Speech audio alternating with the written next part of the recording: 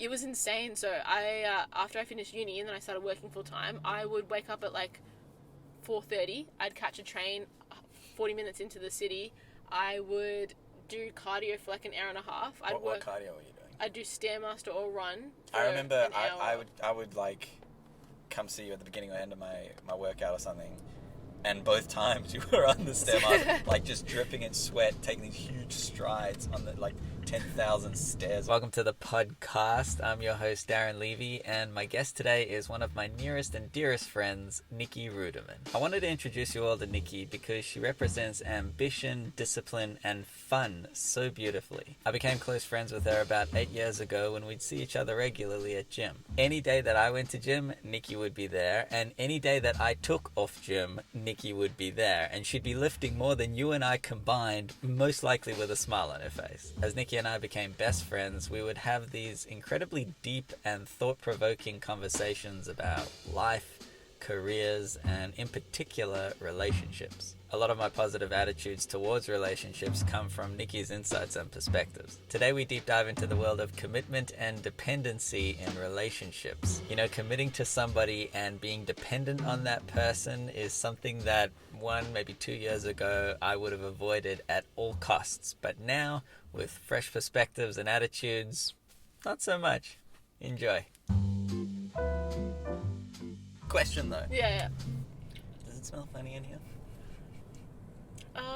Not really. Why? What happened? Let's just be honest with me. Come on. I don't know what I'm inhaling right now, but it doesn't smell... No, I had egg on the way, and I was like... Oh, no. I was like... I'm just going to think I farted. No, it doesn't. I will let you know as soon as I hopped in. Okay. That's yeah, not it's true, actually. You would be like... You're like, heads-upping the wrong person. Yeah, you'd be like... Like, Darren, I'm going to need to air this out for 20 minutes before we do anything here. I remember when we met, like, I don't think that we really had many deep convos. We were just kind of laughing all the time. And then the reason we became such close friends was in your breakup. True. Actually, yeah, no, 100%. Yeah. 100% when I called you crying. Yeah, crying my eyes out. Exactly. Like a little bitch on the side of the road. Do you remember what it was? I had a flat tire. And I had flat tires before that many times, and I had changed my tire and everything, but I felt so helpless. That was like there was so much happening that weekend. Yeah, I felt so helpless. I had called my dad, and I was waiting for my dad to come help me change his tire.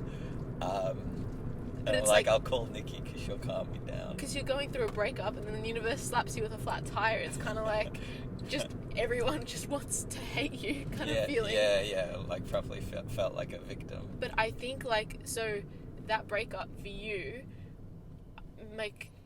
obviously when the breakup actually happens, you come to a realization of what you need to do and why you need to make that decision. But beforehand, you were probably a bit more of a it's all going to be alright kind of guy. And then since then, I think you've been completely different for the better. Yeah, I mean, like, it still is always going to be alright, but I think there's a lot more realistic, like, address the problems rather than just laughing them off. Because laughing them off is actually, I think it's such a good thing, but it's also, I mean, everything in moderation can get kind of dangerous. Something that I think maybe we both do, and it goes back to laughing things off, is that when somebody gives us an opinion about something, I don't think we very rarely get insanely hurt by it. It's just kind of like a wave that passes through. True. Whereas, and maybe I don't want to say that we're not passionate about anything at all, so nothing can affect us, because we're passionate about stuff, but I don't ever see us getting hectically riled up. It's just, I think it makes it an easier way to live. I completely agree, but I also I'm noticing more lately, I have to be kind of a little bit more mindful of what comes out of my mouth, because take Jewish jokes, for example. Yeah. I love making a Jewish joke. Yeah. But I forget that if I make a joke about being Jewish, I mean it as a joke. Yeah. But some people view it or watch it and they go, oh, so it's okay for me to make Jewish jokes too. And although I might go, if your intent is just to like have a laugh, fine. That isn't always the intent. Yeah, of course. Just some people just think, oh, well, he said it, so I can say it, even though I hate the Jews or whatever. it's I guess like when there are eyeballs on you, it's a bit of a different level of responsibility. But then you could also make like the argument of like, well, why do you have to pick up those bags if you don't want to pick up those bags? Yeah, true. It's hard. I think one thing that, like, in terms of talking about, I don't know, I'm trying to be more conscious of talking about people when they're not there to speak for themselves. Talking about people when then... Wait, sorry, say that again. So I'm trying to be better at, like, if someone's not in a meeting at work, or not at work, just, you know, somewhere, just for example, meeting, and they're not there, I don't really want to make comment on what they have done, or, Sure. you know... Yeah. People either talk about things or people. Yes. And I've always been of the opinion that it's much better to talk about things and ideas, but it's easier to talk about people. 100%. And that's because the majority of people love things, but want to talk about people when it's just juicy or interesting. And I don't think either of us really had a very gossipy upbringing. Like, as in school, we weren't really like that. But it's so easy to fall into the trap. And, like, for example, we're always curious about people and how they think and why they do things. And so when somebody does something malicious, I remember one time I was at work back when I was in business banking, and I called this associate. I asked them for some help, and they lost it. They were like, you can find this here, and you know, you don't need to ask me for this. And it was actually just a system that we don't use. She lost it, and I was like, wow, I'm kind of surprised by your response, but thanks for letting me know. Whatever. I didn't take that personally at all, because I know that team is so under the pump, and as a result, I didn't have to get upset. I didn't have to go away and gossip about it. I was like, wow, this person's really under the pump.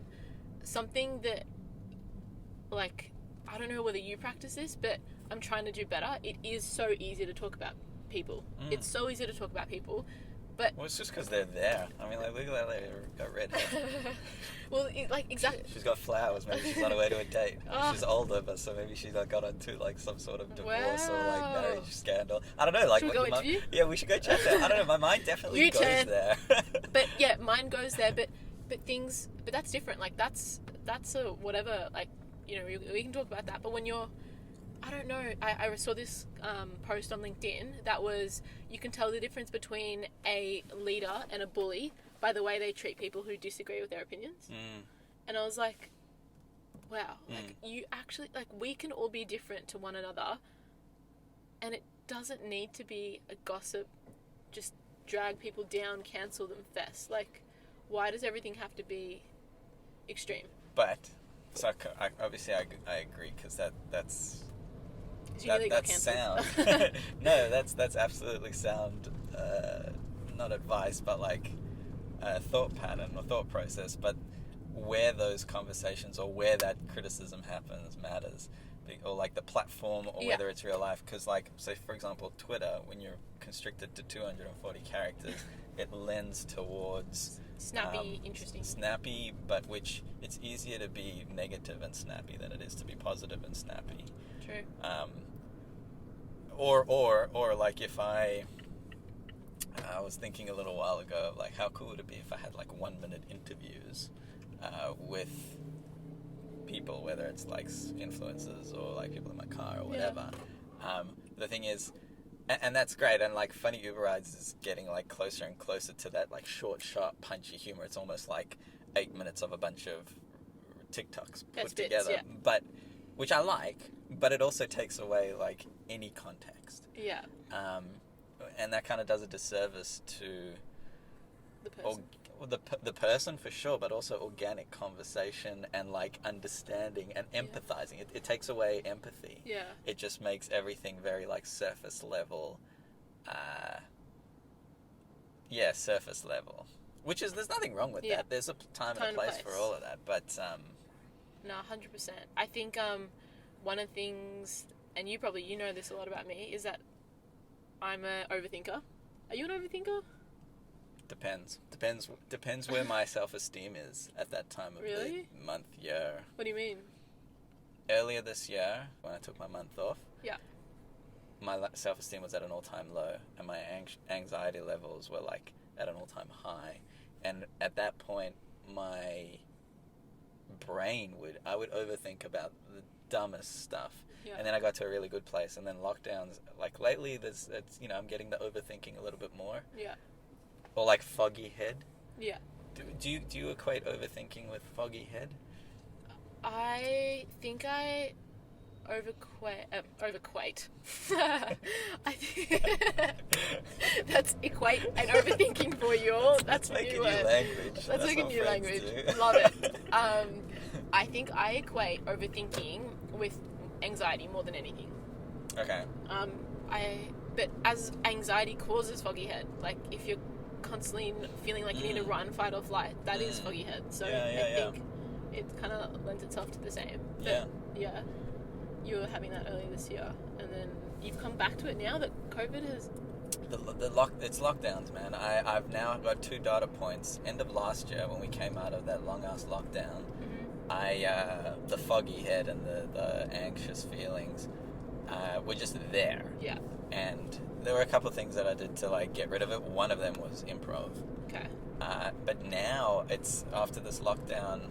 Going into the lockdown, I had such a good base. Yeah. Coming out of it, I'm just like, it's so frustrating because I'm back to doing what I was before. But even in like situations like this or driving at night and with passengers and having banter and whatever, it's like I know there's like a joke here. It's like buffering, but I can't like access it. Okay. It's such a weird thing, and I put it down to like. Are you sleeping enough? I've been sleeping more. Okay. I've been sleeping more, so like, because that was a problem. Well, that's always been a problem. Huge problem. I've been sleeping more and at better times. Obviously not on the weekends, Yeah. but like during the week, that's kind of like. Yeah. I think the times that my performance, like in terms of at work, and for context, I'm an investigator, so you have to have attention to detail because you're looking for things that don't stand out. That's why you do what you do. And when I have days where I stare at my screen, I'm looking at this Excel sheet and I just can't absorb it, the same thing that you're talking about, how there's a joke but you just can't find it, that's sleep. But overthinking, I sometimes use that to my advantage. Okay. Like preparation, I overthink. I'm super prepared for almost everything. And people will be like, wow, you really prepared for this. I'm like, well, yeah, because I'm an overthinker. But so using it to an advantage, awesome. But detriment, it just makes one thing that I've started doing really recently. So for example, right, I sent out I can't remember. I sent out an email. Somebody asked for me to do a quick investigation to something that was a bit of a priority at the time. And steps 1 to 9, perfection. Step 10, made a mistake, and step 10 is what would have really like helped us to identify what we were looking for. And I sent that, and it was used, I guess, to lead to further investigations. But I went home that night. Well, I work from home, so I closed my laptop. Yeah. And I probably for about 6 hours felt so terrible. I was like, you are a mess up. Like, seriously, you had this one opportunity to get the right information and you didn't. You messed up. I called my brother. I was like, dude, I'm such a failure. Like, I needed to get this right. And one thing that my brother's advice was, take more time when you do things. Nothing's ever that urgent. That quality over time is more important. But the whole conversation that I started having with myself when I did that was, there are things that you just don't need to overthink. You made a mistake and then you keep going. Like, I'm getting better at identifying what I want to overthink. So things that I do overthink are, hey, Darren seemed upset today. I wonder what's going on in his world. How's his girlfriend doing? How's his mum doing? Oh, is he going to get a new dog? Like, things like that. Those overthinkings I love. But the overthinkings that are you focusing on one thing that you did wrong over and over and over, they're going in the bin slowly. That's fair. And that's actually the thing when you made the mistake the other day and you called your brother and he kind of put things a little bit more into perspective, and then you like reflected and thought about it a little bit more. Roughly speaking, what was the time frame of getting over that? Yeah, right. Well, I knew, so I was like, Nikki, you're going to feel bad about this for about 3 days, I can tell.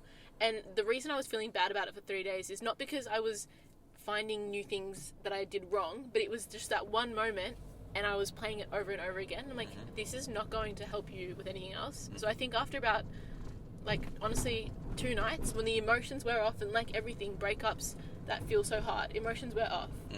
You just have to kind of give yourself some time for that emotion to wear off, and then think about, strategically, how do I change?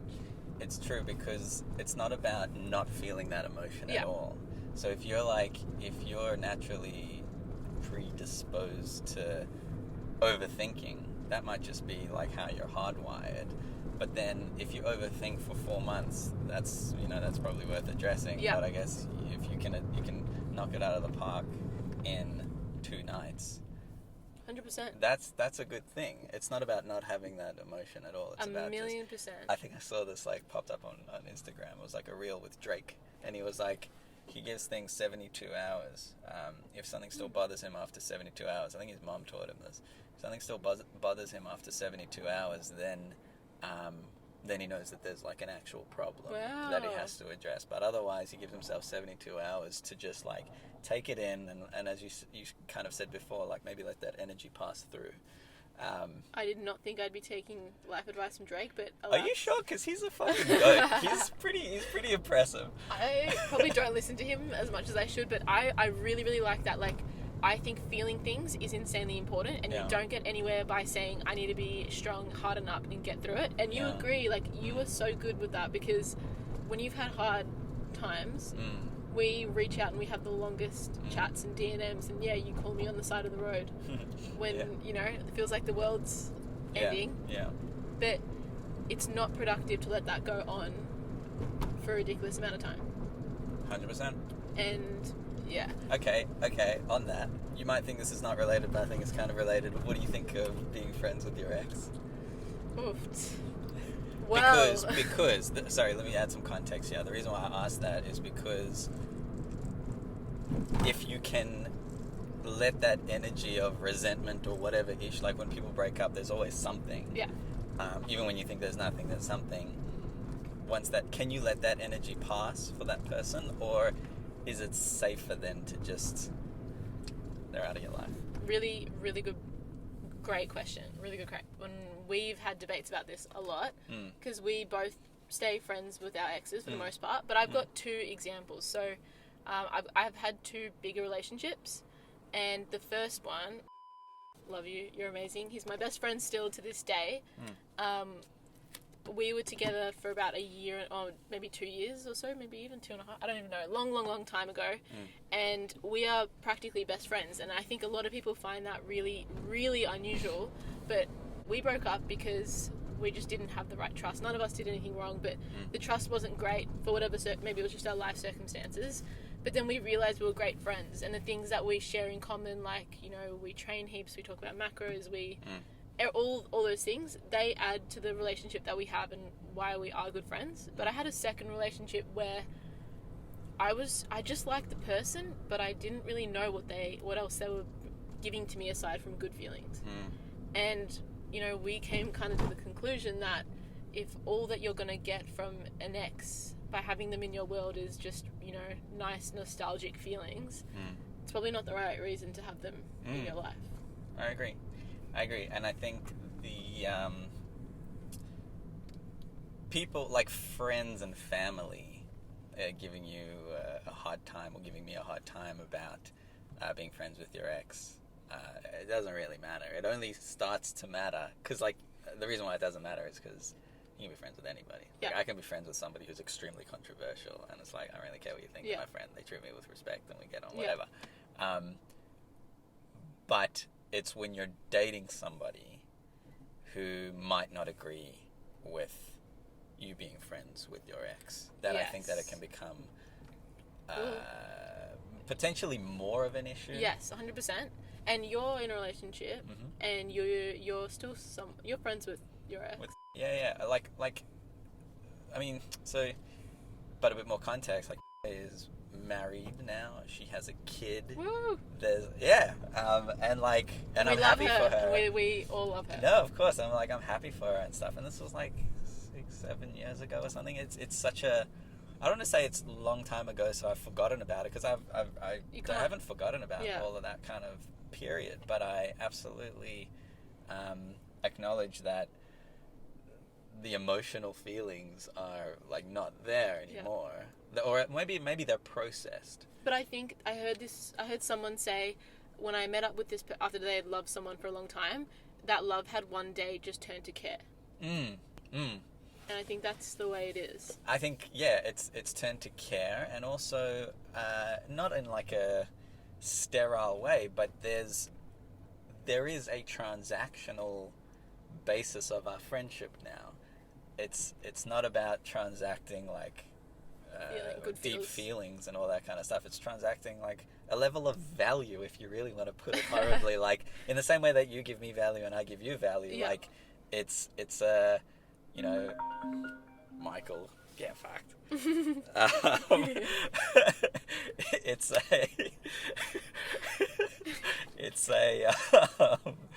been meaning to return his call for like 2 days. He thinks you hate him. He might. But it's like you know, where it comes to like business stuff, which is like very good with, entrepreneurial, and even or like and that's stuff that we've like just always had in common. Yeah. So I guess there's lots of ways to have a friendship with somebody. Yeah. It's different. And however you I think formulate it. For you and for me, so for example, because I was such good friends with my first ex, I was very upfront with that in my next relationship from the get-go. Same. And I truly, truly believe that if you can talk about something, that is a lot of assurance for your partner. Because the things that we don't want to talk about are the things that are hard and that we don't want to admit. And if we don't lay that stuff on the table for our partner, then they've got every right, I think, to feel concerned 100%. if you're not transparent. 100%, because the non-verbal communication is like the most dangerous kind of a communication. Like it's necessary, but it's also... What do you mean by non-verbal communication? Like I don't need to tell him because it doesn't matter. Oh my god, yeah. Wow, I had that. I remember, I probably told you, I can't remember, I've told some people, but in one of my recent relationships, I was super upfront about being friends with my ex and kind of opened the table expecting the same back. And one night, my partner back then was really MIA, and honestly I hadn't paid any attention to it, and suddenly I get a text saying that that their phone died, sorry for being quiet. And I was like, that's weird. Like, if you're not doing anything weird, I wouldn't expect a message like that. Yeah. And then sure enough, it was like a Friday night. They went over to their ex's house, and eventually I worked it out, long story, but it was like, why did that not need to be? It's never, the non-verbal communication or just the hiding is just never gonna... But there was no, like Friday night went over to his ex. There was nothing foul. There was no foul play. It was just he didn't tell you, right? Yeah, well, as in, I don't know. Okay. I hope not. Sure. We stayed together after that. But, but... It was just like, you could have said something. It damaged my trust, and that was the start of why our relationship started to fail, because I started getting a lot of anxiety about, you know, did they value communication? Would they just decide that certain things that I didn't need to know? And then... how can I trust that they're going to raise the things that I do want to know? Do you know, so like in my first like long-term relationship, I was kind of the opinion that it didn't come from a place of deceit. It was just, if something's not relevant, why do I have to talk about it? Yeah. But in this, and I can see now looking back how that doesn't work. However, in this relationship, especially with the work that I do, and the fact that I'm out on the weekends with often like girls in my car, of course, and there's often like, you know, like some level of like flirty nature of interaction with the girls that I meet in my car. I've been so like upfront to the point of like initially was like kind of shit scared that she's just gonna be like, oh, this is not Can't for me. do it, yeah. But she's like, oh, you're telling me up front, like it actually makes it so much easier to. It's almost just like a muscle. It's like you do it once and you're like, oh, I didn't get a bad reaction. I actually got it appreciated for saying something that seemed a little bit scary, but it's definitely the move forward, right? It is. I think it's the only way. Like and she's amazing because that like I would find that hard. You know, if my partner was always, you know, I don't know, a DJ and out in the clubs and, I don't know, hanging around hot girls or hot guys all the time, whatever. Ooh, Ferrari. Nice. I would definitely be uncomfortable, but something that I really recently learned from that relationship, I have just innately trust issues. And I realized I'm never going to meet someone and be like, yeah, I trust you. Like, that's just not going to happen for me. Trust doesn't, like, come. It's over time proven, like, you know, our friendship and whatever. Okay. But one thing that I have learned, that what I realized what my definition is trusting that person values communication. And that's how I know that I can trust them. So, for example, with one of my relationships that I was talking about, I couldn't have faith after that experience that they saw the importance of talking things out and knowing that I like to talk things out, whatever. But I've recently met someone, and you didn't tell me this. I haven't told you. Congrats. But nothing intense. But they love to over-communicate, and they love that I love to over-communicate, and I just feel so at home and just... And I trust them. I actually trust them. Like, I've told them things that were hard to tell, and I feel... And that trust is through communication. First of all, that's absolutely beautiful. That's absolutely...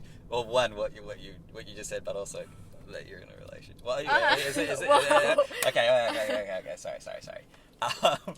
No. But I'm focusing on work. No, fair enough. But along the lines of that, someone that we both know actually said to me that when you over communicate and all of this kind of stuff, because I was explaining to this person, like, when I first started dating, that Hey. I'm over communicating and it's fucking terrifying, but it's so cool because I'm getting like positive responses and she's hearing it and all this kind of stuff. And this person was like, that's beautiful, like that's a very positive thing. It's not really realistic for that to happen 6 months, a year later, 2 years later, because you start to like get to know each other better, and then some of that stuff becomes non-verbal. So, I mean, I've been with for almost 8 months, and we still do it. Yeah. There's like a lot of over communication. There's always periods of like, you know, maybe if we haven't seen each other for like a week or a week and a half or whatever, and then it seems like there's less verbal communication, and then it's almost like, and then you catch up. Yeah. But it's I don't think that person's right at all. I completely... Well, at the time, I was like, maybe they are, because I haven't done this for many months yet. But I don't think they're right either. I think you... It's a choice, and I think communicating like that, being vulnerable, you know, things that are hard to talk about, things that are embarrassing to talk about, it feels awesome when you have someone that you can do that with. Why would you ever stop? Couldn't agree more. And you probably know this because you read that book. There is when you're dependent on someone, you become a physiological unit, and what that means is you can regulate each other's blood pressure, you can regulate each other's hormones, and because of that, you made a comment. You were joking before, but you were like, I'm focusing on work or focusing on myself or whatever. But apparently, and I'm only like literally just learning this in the last couple of weeks, but apparently that's not the optimal way to progress at work. I love that you're talking about this. Oh my gosh. Yes. So what you're saying is me saying I'm focusing on one thing is ignoring things that can help me be better at that one thing. Yes, because you can focus on that one thing as much as you like, and let's bring it back down to earth. Let's just say it's work. Okay. You can focus on that as much as you like, but ultimately, according to this biological fact, when you are dependent on somebody and they are dependent on you, you will be able to do more, or your capacity at work, for example, will be greater because you are feeling like loved, trusted, and all of this kind of stuff. 1,000%. And honestly, I know that it has made me feel happier and better. And I do think that makes me work harder. And the example that is in that book, and by the way, the book we're talking about is called Attached. It's by Amir Levine, MD, medical doctor. That's not part of their name. Rachel SF. It could be. You don't know that. Hella. You're just reading it off the front page. I am. This book, it was recommended to us by one of our good friends, Natai, who's an incredible dude. And he Really? was. I thought you recommended it to him. No. He recommended this book to me, and it was when I was going through my last breakup, and I needed to accept the fact that that wasn't right for me. And this book, honestly, was my push to call it, I guess, quits at that. But the example that they use in the book is a toddler is in a room with all these foreign objects, and when their mum is present, the toddler's like, yeah, show me all these toys, this is awesome. When the mum leaves and they don't feel secure and their blood levels aren't regulated and whatever, they just cry. Everything's terrifying. Yes. And so it's trying to reduce the stigma of being dependent on someone. If you know that you have a rock, and that can be a silent kind of knowing, you feel more confident that if you go out there in the world, you have someone to fall back on. And that's what friendships like ours are. I genuinely we'll never cross that barrier, but I always know that you're there. But you make a good point, because I was referring to it, I guess, in terms of like a relationship, like a romantic relationship. But it's not just romantic relationships. It can be friends, it can be family. And there's this thing called the Pygmalion Effect. I think it's Pygmalion Effect. Sure. Which is basically like if you and your partner are dependent on each other. I'm trying to think of an example. Let's just say like you call them pretty, and Thanks. they you're welcome. and they're like, oh wow, like I'm pretty.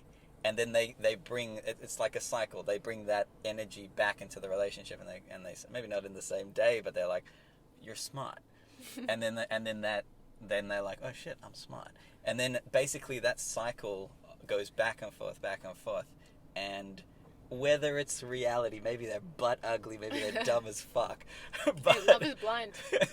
But that cycle, I don't know what the word is. I want to say like not hypnotize, because that's manipulative. It just entraps you, but in a good way. In a good way, and it can like increase like the whole self-esteem and all of this kind of Definitely. Stuff. It's like entirely a positive thing. Well, what do you think? Like, so we both are on socials, and I'm sure you have heaps of babes and dudes sliding into your DMs, wanting a piece of that Darren Levy. Versus that Darren Levy. Yes. Objectified. Casually. But like wanting a piece of you, whatever, that's nice, whatever. But when you get it from that one person that is your blood regulator, that's the only one that counts. It's different. It's very different. It's not surface level. It's like, Jesus, how do I...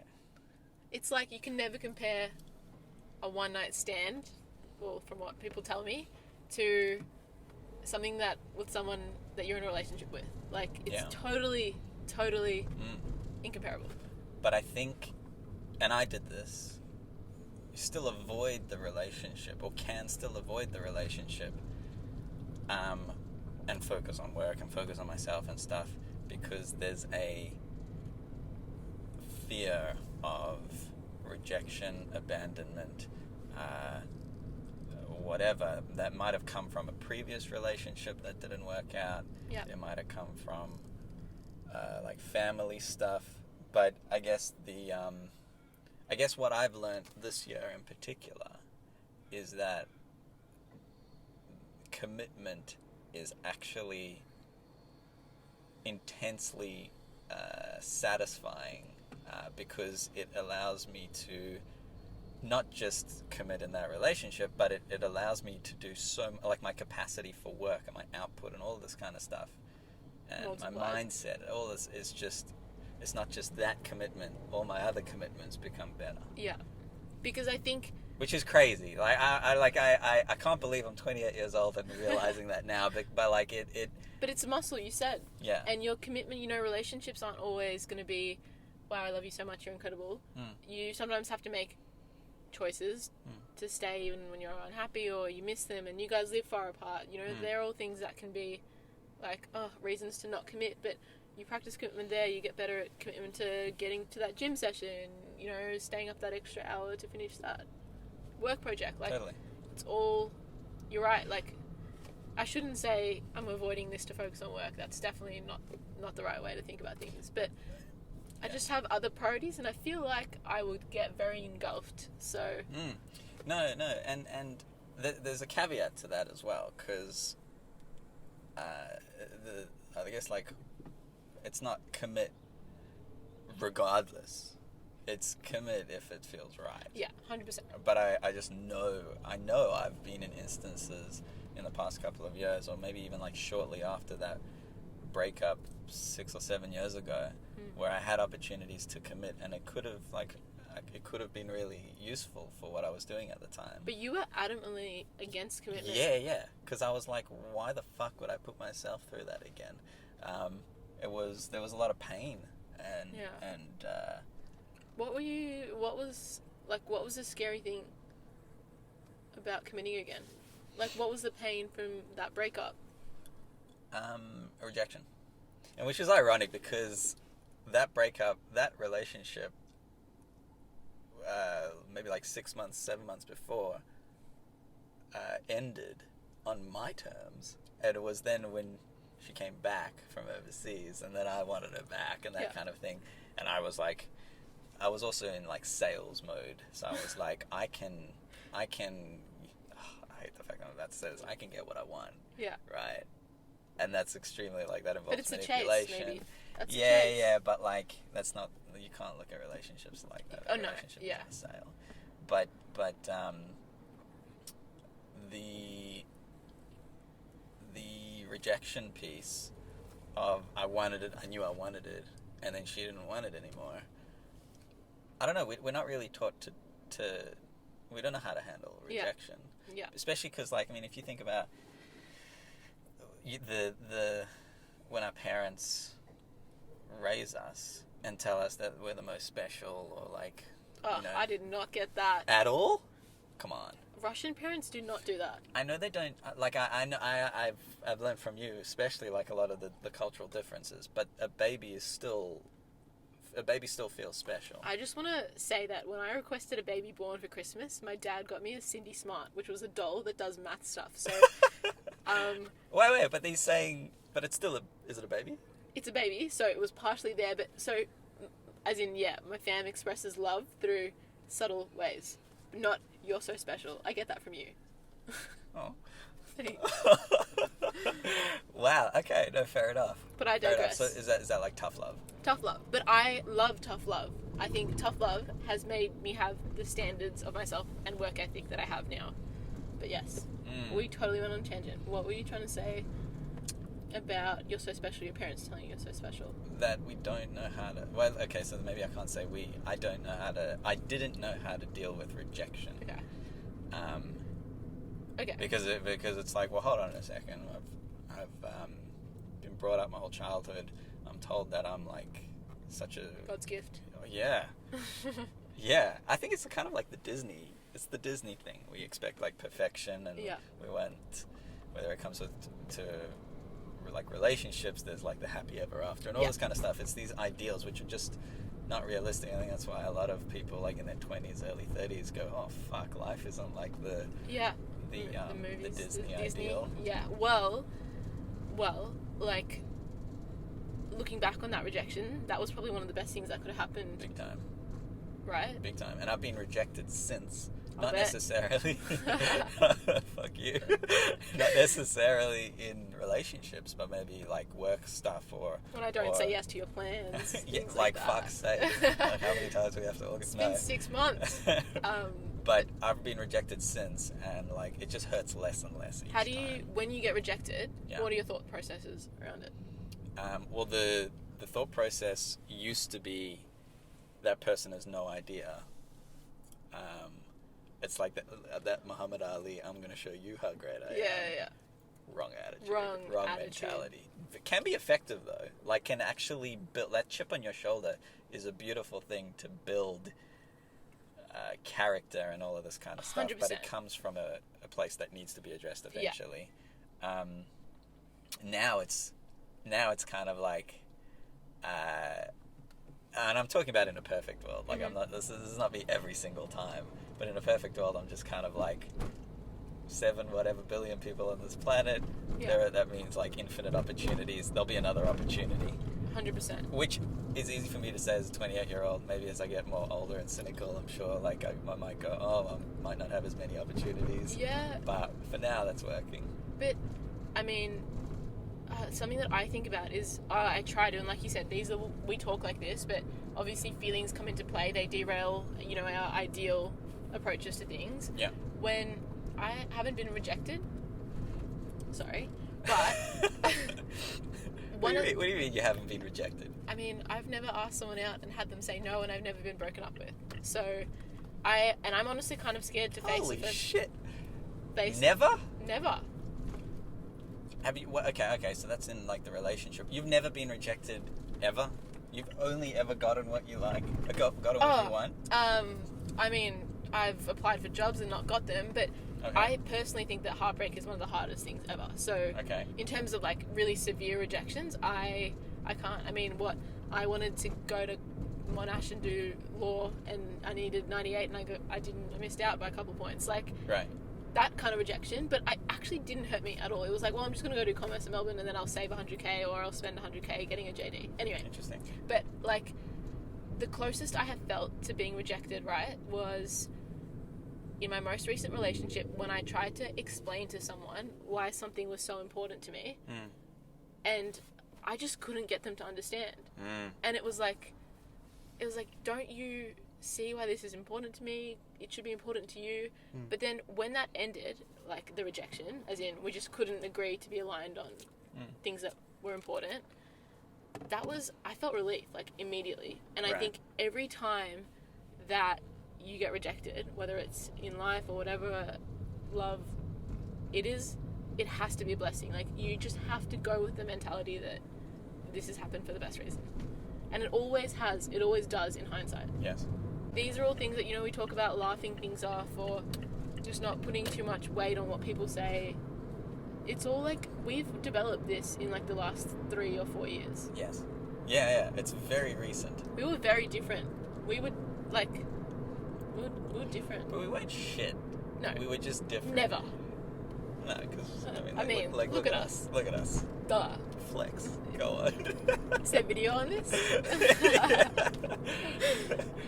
Hey, do you think taking testosterone... Actually, I'm going to rephrase that, because I think, and this is a new opinion, and I feel like you might hate it, I don't think taking testosterone at the right time in your life is a bad thing. Let me explain. Okay. Do you want to go... Wait, hold on. Let me explain. Okay. We eat a lot of junk food. Sure. Like, I used to eat considerably more sugar than I do now, but I still eat a lot of sugar. Mm-hmm. I'm sure there's sugar in your diet. Absolutely. Sugar is bad for you. I'm talking processed sugar. Yes, yeah. Not natural sugars that you get in fruit and stuff. Yeah. So that's a bad thing that we eat. Mm-hmm. Fine, but we accept it. I'm not going to go into like details and stuff, but like there are also drugs that were initially illegal. Let's say weed. Yeah. It's illegal here, but it's becoming legal in a lot of different countries, and it will become legal here. I reckon it's one of the ways they're going to make a lot of money back after lockdowns. Ooh. I reckon they're going to legalize weed. And you start an Economist YouTube channel? I'd subscribe to that. I kind of would love to. I love that shit. Yes. But like, so that's a drug that was seen as bad, but that's now acceptable. Yeah. Alcohol, it's bad, but it's acceptable. Yeah. But alcohol is actually like, there are no positives with alcohol other than the feeling, and there are all these illicit drugs that people take very, very regularly. Illegal, all that stuff, but they take very, very, very regularly, maybe every weekend and stuff. Bad stuff we put into our body with the only upside is the social effect, or maybe like you expand your mind. And that's huge. It's fine. That's part of society. Yeah. But testosterone is a drug that, or it's this, no, let's call it a drug for now.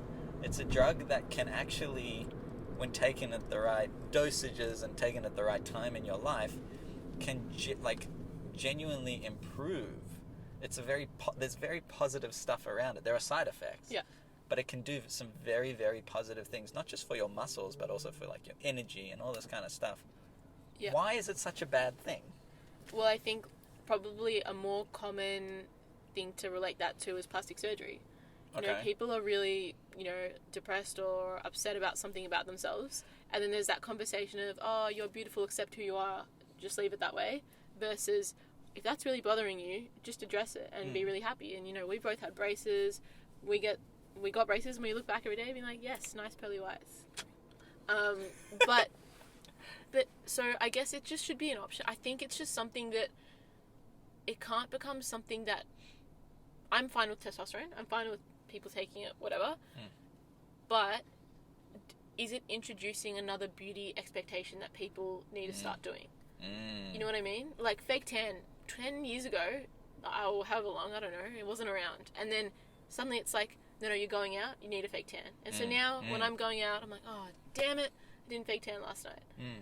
Like, do we want to open that loophole? But also with fake tan, there's like, unless there are side effects with putting it on your skin and sure stuff. There are. We'll find out. But there aren't like internal side effects, I guess. True. And I honestly think that with any drug, having it regulated is better than having people doing it.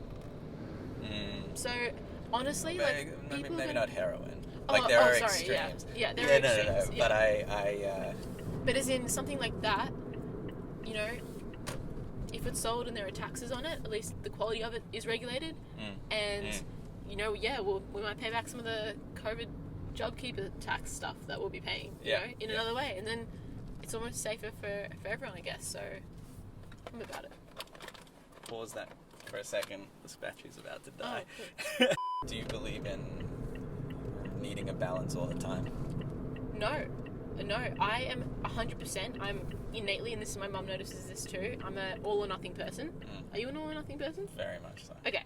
And so, with that being said, there's usually waves in our lives where you're going hard on work, and then that's why you probably go hard on work 98% of the year, and then you take 2 weeks off and you go completely MIA. Because you are either going all or nothing work or all or nothing complete elite relaxation. Yes. Spot on. like you couldn't have said it better. And it's, perhaps rather than giving it just 2 weeks at the end of the year to go MIA, I'm trying to give it maybe a day a week to go MIA and that kind of stuff. Yeah. So more regulating. But yes. I'm of the same belief. I don't believe it's an ironic thing. I don't believe in balance, but I do believe in constantly seeking it out. Yes. Because some things you have to have a hierarchy of things that are priorities. important to you. Yeah, you have to have priorities. Because if you don't have priorities, then I'm sorry, you get nothing done. You get nothing done. You're also just not very inspirational. Yeah, true, exactly. Yes. Priorities are a good thing. And, absolutely. But yeah, that's actually a really awesome way of saying it. Is that I've heard a lot of people say that they don't believe in balance. That's not a bad thing, but if you're constantly striving for balance and you're aware of what you should be in quotation marks doing and trying to implement that, that's awesome. Like with gym, looking great, by the way. Thank you. Thank you. You too. Thanks. You're wearing a jumper, but I've seen you without the jumper. Just the jumper. In the gym. Just clarify.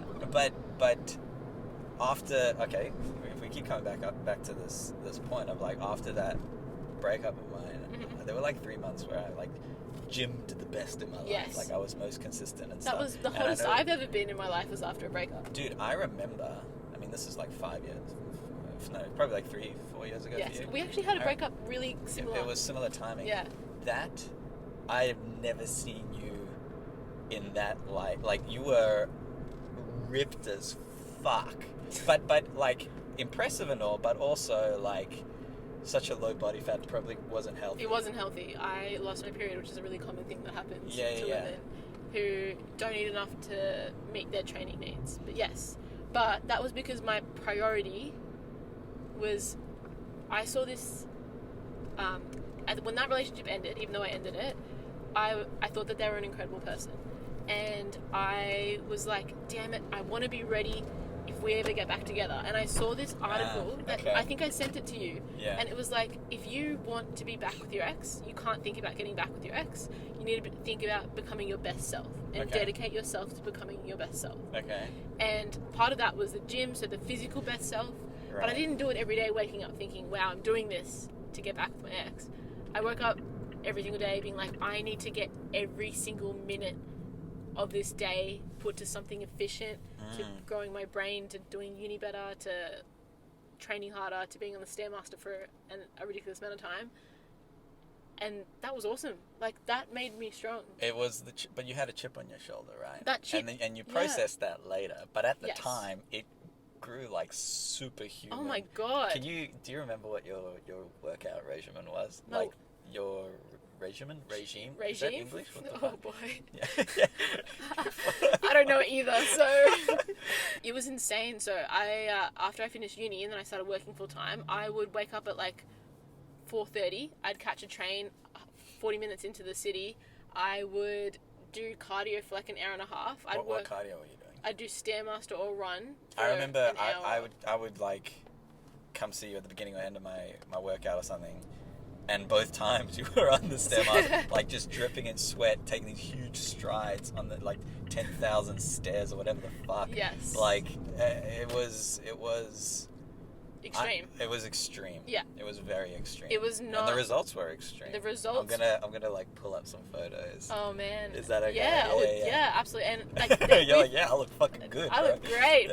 Put them wherever you want. But even having said that, that's when I started getting, on Reddit the comments about how many steroids is this girl on, and yes. I barely even touch a protein shake. Yeah, so. that's true actually. I was like a protein shake after gym, protein blah blah blah, like all that bro science thing. Yes. And you just ate really fucking well. I just ate really well, and I trained a ridiculous amount, and I got there. And I guess when you brought up that conversation about what do I think about steroids, and when I don't particularly empathize to that problem, if I want to go back on, I'm currently trying to lose some muscle. Okay.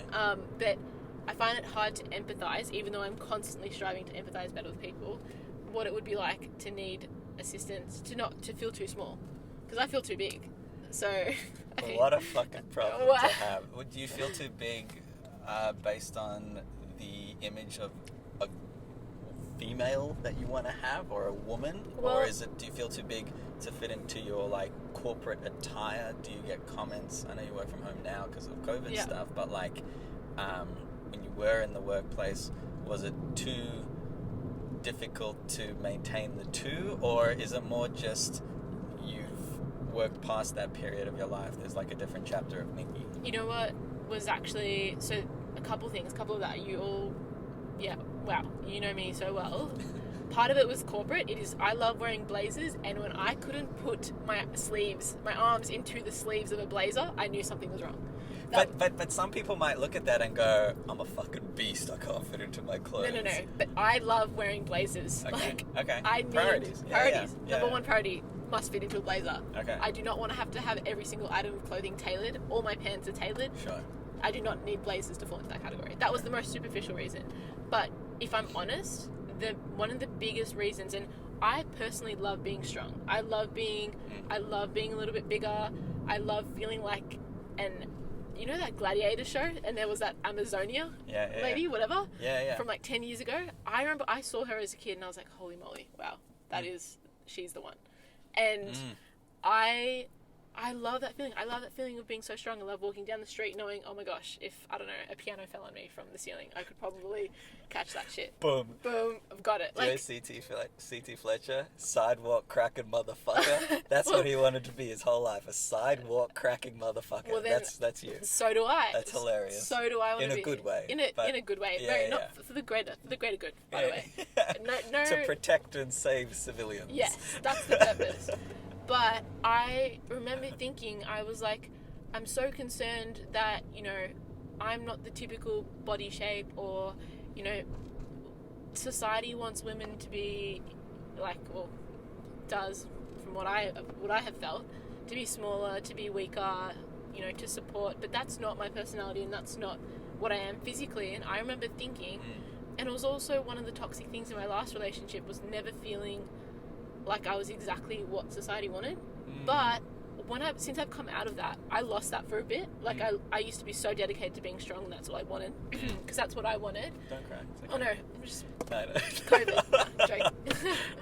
But like when I accepted, I'm like when I just this is just what I want to do and want to be, and when I know that the right person for me is not going to be the person that I feel like I have to change for, I'm just doing what I want to be doing, and like that's all you know what I mean? That's all we want. Like it's all we want, and also like I think it's the most like aspirational version of yourself. Yeah, 100%. Challenging yourself all the time. Well, but what I also mean by that is like it's the most aspirational version of yourself, of you. I'm trying to get my wording here. It's extremely inspirational from an outsider looking in to see somebody want to do something and do it.